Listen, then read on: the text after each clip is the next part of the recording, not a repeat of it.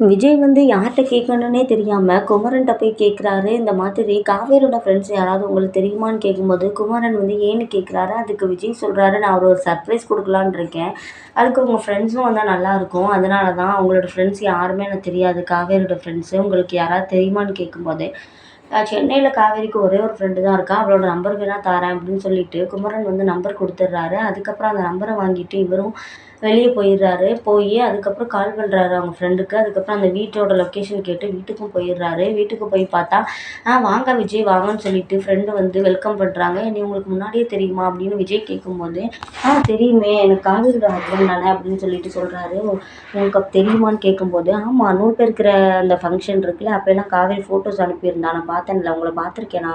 அப்படிங்கிற மாதிரி காவேரி யோட ஃப்ரெண்டு சொல்கிறாங்க. அதுக்கப்புறம் விஜய் கேட்குறாரு தயங்கி தயங்கி, "காவேரி இங்கே வந்தாளா?" அப்படின்னு சொல்லிட்டு கேட்கும்போது, காவேரியோட ஃப்ரெண்டு கேட்குறாங்க, "ஏன் என்னாச்சு? அவங்க வரலையே, ஏன் எதுவும் பிரச்சனையான்னு?" கேட்கும்போது விஜய் சொல்கிறாங்க, இல்லை இல்லை, சும்மா 2 பேருக்குள்ள ஒரு கருத்து வேறுபாடு. ஆனால் அவள் போகிறேன்னு சொன்னா, நானும் போகணும் சும்மா விளையாட்டுக்கு சொன்னேன். பார்த்தா அவள் போயிட்டா. எங்கே போனான்னு தெரியல. அதான் சென்னையில் ஒரே ஒரு ஃப்ரெண்டு நீங்கள் தான் சொன்னாங்க. அதுக்காக தான் உங்கள்கிட்ட கேட்கலான்னு வந்தேன்னு சொல்லும்போது, அவள் இங்கே வரல. அவள் லாஸ்ட்டாக நான் வந்து நர்மதாவோட ஆப்ரேஷன் டைமில் தான் பார்த்தேன். அதுக்கப்புறம் காவேரியவே நான் பார்க்கல.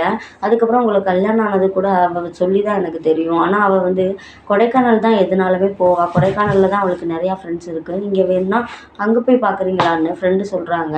சரின்னு சொல்லிட்டு இவரும் கார் எடுத்துகிட்டு கிளம்புறாரு. போகிற வழி ஃபுல்லாக காவேரியோட இருந்த அந்த நாட்கள் தான் அவருக்கு ஞாபகம் வருது. அப்படியே கார் சீட்டில் சாஞ்சிட்டு அப்படியே ஃபீல் பண்ணிகிட்டே போகிறாரு. அவர் கண்ணோரமாக அப்படியே கண்ணூட்டனே வழிஞ்சு கீழே ஓடுது. அந்தளவுக்கு அவர் ஃபீல் பண்ணுறாரு. காவேரியும் அவரும் செல்ஃபி எடுத்துக்கிட்டது. அதுக்கப்புறம் காவேரி வந்து அழகா இருக்கேன்னு சொல்லிட்டு கண்ணாடி முன்னாடி நிறுத்தி 2 பேரும் ஒருத்தர் ஒருத்தர் பார்த்துப்பாங்க. அதெல்லாம் வந்து நினச்சி பார்க்குறாரு. அவருக்கு ஒரு ஃபீலிங்ஸ் வந்து கண்டிப்பாக வந்துடுச்சுன்னு நினைக்கிறேன். காவேரியை பிரிஞ்சிருக்கிறோம் அப்படிங்கிற நினப்பில் அவர் ரொம்பவே தவிக்கிறாரு. அவரும் காரை ஓட்டிகிட்டே போகிறாரு. அந்த டைம் பார்த்தீங்கன்னா குமரனுக்கு அந்த சைட்லேருந்து ஒரு கால் வருது அவங்க அம்மாட்ட இருந்து. இந்த மாதிரி பக்கத்து வீட்டுக்காரனால ரொம்ப பிரச்சனை, இடம் வந்து அவன்ட்டுன்னு சொல்கிறான், அதனால நீ என்னன்னு வந்து பாருடா, ஒரேடியாக போய் இப்படி மாமியார் வீட்டிலேயே தங்கிட்டியே, அவளுகளோடையே என்ன கொடி பிடிச்சிக்கிட்டு தெரியுறியான்னு சொல்லிட்டு குமரனோட அம்மா பேசுகிறாங்க. அதுக்கு குமரன் சொல்கிறாங்க, எதுக்குமா இப்போ கங்கா ஃபேமிலியை பற்றி திட்டுறேன், நான் கண்டிப்பாக வாரேன்னு சொல்லிட்டு சொல்கிறாரு. வருவியா இல்லை இதையும் உன் பொண்டாட்டிகிட்ட கேட்டுட்டு தான் சொல்லலான் இருக்கியான்னு சொல்லிட்டு சொல்லும்போது, என்னடா பம்மி பம்மி பேசுகிறா, உன் பொண்டாட்டி பக்கத்தில் இருக்காளா அப்படின்னு சொல்லிட்டு கேட்குறாங்க குமரனோட அம்மா. ஏமா அவள் கங்கா தேவையில்லாமல் திட்டிகிட்டு இருக்கா, நான் கண்டிப்பாக வந்துடுறேம்மான்னு சொல்லிட்டு சொல்லிடுறாரு. குமரனும் வீட்டுக்கு போய் அவங்க ஃபேமிலி எல்லார்ட்டையும் சொல்கிறாங்க. கங்காட்ட தான் ஃபஸ்ட்டு சொல்கிறாரு, நான் கொடைக்கானல் போகலான் இருக்கேன் கங்கா, இந்த மாதிரி அம்மா கால் பண்ணாங்கன்னு சொல்லும்போது, சரிங்க போயிட்டு வாங்கன்னு சொல்லிட்டு கங்காவும் சொல்கிறாங்க. நர்மதா ஓடி வந்து, மாமா நானும் உங்கள் கூட வரேன் மாமா, எனக்கு ஊருக்கு போகணுன்னு ஆசையாக இருக்குது, எனக்கும் லீவு தானே மாமா, என்னையும் கூட்டிகிட்டு போங்கன்னு சொல்கிறாங்க. அதுக்கு எல்லாருமே கங்கா எல்லாரும், அவர் என்ன வேலையாக போகிறாரு, நீ என்ன பேசிகிட்டு இருக்க, அதெல்லாம் பேசாமல் இரு அப்படின்னு சொல்லிட்டு சொல்கிறாங்க. அதுக்கப்புறம் வீட்டில் உள்ள அவங்க அம்மா எல்லாரும் ஒரு டைம் போய் இந்த நர்மதா கெஞ்சுறாங்க, அம்மா எனக்கு லீவ் இல்லை, நீ கூட்டிகிட்டு போகிறேன்னு சொன்னேன்லம்மா கொடைக்கானலுக்கு, இப்போ பாரும்மா அக்கா எப்படி பேசுதுன்னு அப்படின்னு சொல்லும்போது, அதுக்கப்புறம் அவங்க அம்மா சொல்கிறாங்க, ஏன்டி எனக்கும் ஆசையாக தாண்டி இருக்குது ஊருக்கு போகணும்னு, நம்ம எல்லாருமே ஒரு டைம் போயிட்டு வந்துடும்மா அப்படின்னு கேட்கும்போது, சரி எல்லாரும் யோசிக்கிறாங்க. பாட்டியும் சொல்கிறாங்க, எனக்கும் வீட்டுக்கு போகணுன்னு ஆசையாக தான் இருக்குது, எங்கே உங்கள்கிட்ட சொன்னால் திட்டுவீங்கன்னு தான் நானும் பேசாமல் இருக்கேன்னு சொல்லும்போது, யமுனா ஓடியாந்து, அம்மா எனக்கும் லீவ் தாம்மா நானும் வரேம்மான்னு சொல்கிறாங்க. சரி அப்போ எல்லாருமே மொத்தமாக ஊருக்கு போயிட்டு வருவோம் அப்படின்னு சொல்லிட்டு யோசனை பண்ணுறாங்க. காவேரி கூப்பிடலாமான்னு யோசிக்கும்போது, வேணாம் காவேரி வந்து அவள் வீட்டோட சந்தோஷமாக இருக்கட்டும், இப்போ தான் அந்த வீட்டில் இப்போ நிச்சயம் இதெல்லாம் நின்று போய் ஒரு பிரச்சனை போயிட்டுருக்கு, நம்ம இந்த டைம் போய் கூட்டினா என்ன நினப்பா, அவளுமே வரணும்னு ஆசைப்படுவா, அதனால் காவேரிக்கு தெரியாமே நம்ம போயிட்டு வரலாம், போனதுக்கப்புறம் காவேரி கால் பண்ணி சொல்லலாம்னு சொல்லிட்டு பிளான் பண்ணிவிட்டு அவங்க எல்லாருமே கிளம்புறாங்க. காலையில் பார்த்தீங்கன்னா கொடைக்கானல் கிளம்பிடுறாங்க. ஆனால் வந்து விஜய் வந்து காலையில் கொடைக்கானலில் இருக்கார். அங்கே போய் காவேரியோட ஃப்ரெண்ட்ஸ் ஒவ்வொருத்தவங்கள்ட்டையா கண்டுபிடிச்சி ஃபோட்டோவை தேடி எடுத்து, உங்களுக்கு தெரியுமான்னு கேட்டு ஒரு 4, 5 பேர்ட்ட கேட்டு அவள் போகிற இடத்துக்கெல்லாம் கொடைக்கானலில் போய் விசாரிக்கிறாரு. அங்கே பார்த்தீங்கன்னா எங்கேயுமே இல்லை.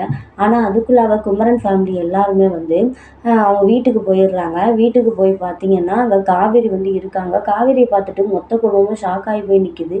என்னடி நீ இங்கே இருக்க, அங்கே அவ்வளோ பிரச்சனை போய்கிட்டு இருக்கே, என்னடி நீ இங்கே இருக்கேன்னு கேட்கும்போது, அம்மா நீ எதுக்குமா இங்கே வந்த, காவேரி நினைக்கிறாங்க ஒருவேளை நம்ம வந்து தொலைஞ்சு போயிட்டோம், காணாமல் போயிட்டோன்னு சொல்லிட்டு விஜய் தேடினதை தெரிஞ்சுட்டு இவங்களும் தேடி வந்திருக்காங்கன்னு நினச்சி உனக்கு யாரும்மா சொன்னான்னு கேட்கும்போது, இல்லடி யாரும் எனக்கு சொல்லலை, இந்த மாதிரி நாங்கள் சும்மா தான் ஊருக்கு வரலான்னு வந்தோம், நீ என்னன்னா இங்கே இருக்க எங்களுக்கு முன்னாடி, என்னடி என்ன நடந்துச்சுன்னு கேட்கும்போது, காவேரி சும்மா அடிச்சு விட்றாங்க, நானும் விஜயும் தாம்மா வந்தோம், சும்மா சுற்றி பார்க்குறதுக்காக தான் வந்தோம், எங்களுக்கு கொஞ்சம் ரிலாக்ஸாக இருக்கட்டும்னு சொல்லிட்டு தாத்தா தான் அனுப்பி விட்டாங்க. அப்போ உன் புருஷன் எங்கடி அப்படின்னு கேட்கும்போது, அவர் இப்போ தான் வெளியே போனார், வெளியே போய் எனக்கு ஏதாவது வாங்கிட்டு வரேன்னு சொல்லிட்டு போனாருமான்னு சொல்லி சமாளிக்கிறாங்க. அவங்க எல்லாருமே நம்பிட்டாங்க. அப்போ 2 பேரும் வந்து ஒன்றா தான் வந்திருப்பாங்கன்னு சொல்லும்போது, குமரன் டக்குன்னு நேற்று நைட்டு தான்ப்பா உன் வீட்டுக்காரவங்க உன் ஃப்ரெண்டோட நம்பர் கேட்டார், அதுக்குலாம் எப்படி நீங்கள் 2 பேரும் வந்தீங்க அப்படின்னு கேட்கும்போது, என்னது ஃப்ரெண்டோட நம்பர் கேட்டான்னு கேட்கும்போது, ஆமாம் அவனை ஏதோ சர்ப்ரைஸ் பண்ணணும்னு சொல்லிட்டு கேட்டார், அது தெரியும் எனக்கு என்னன்னு தெரியாது மாமா, ஆனால் அவர் கூட்டிகிட்டு வந்திருக்காரு, என்ன சர்ப்ரைஸு என்னன்னுலாம் எனக்கு தெரியாதுன்னு சொல்லிட்டு காவேரி மனசுக்குள்ளேயே நினைக்கிறாங்க.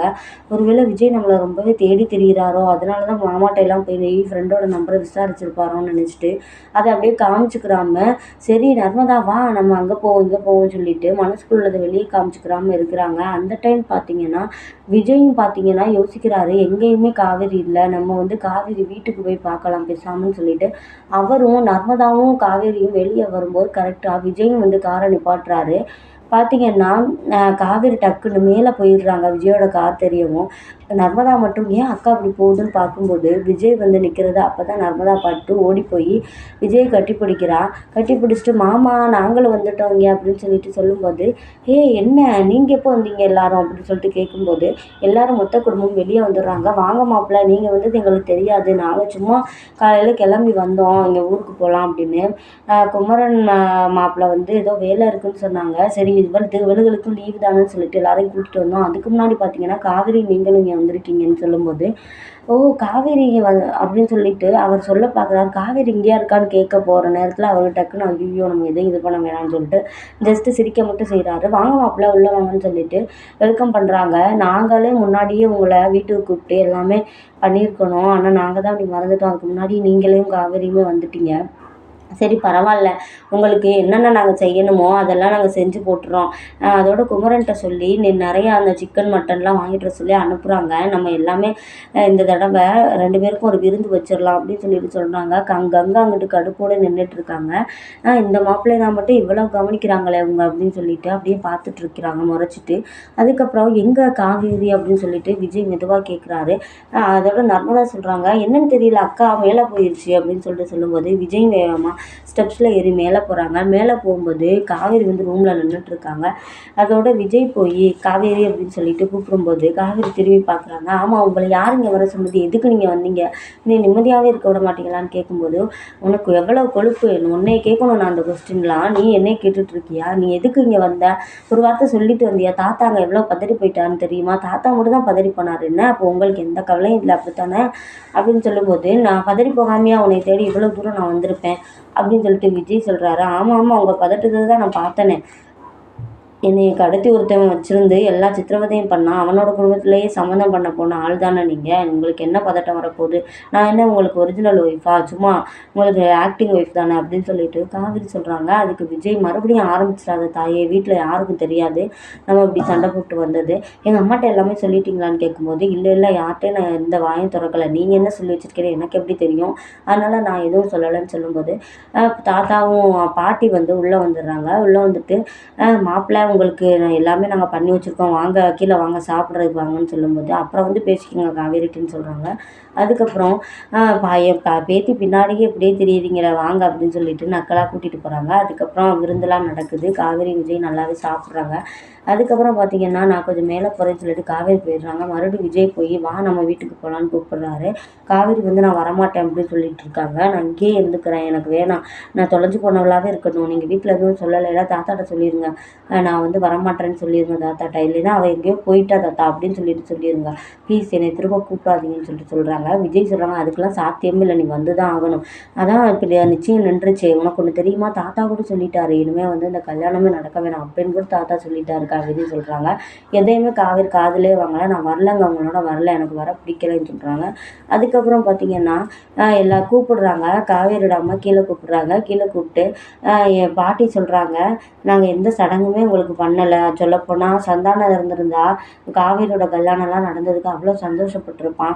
ஆனால் எந்த சடங்குமே உங்களுக்கு பண்ண முடியாமல் போயிடுச்சு. நல்ல வேலையாக போச்சு, நீங்களும் இங்கே வந்த மாதிரி ஆயிடுச்சு. நாங்களும் யதார்த்தமாக வர போய் உங்களுக்கு ஒரு நல்லது பண்ணணும்னு நாங்களும் நினைக்கிறோம். இங்கே தான் வந்து எல்லா சடங்குமே நடந்திருக்கணும்.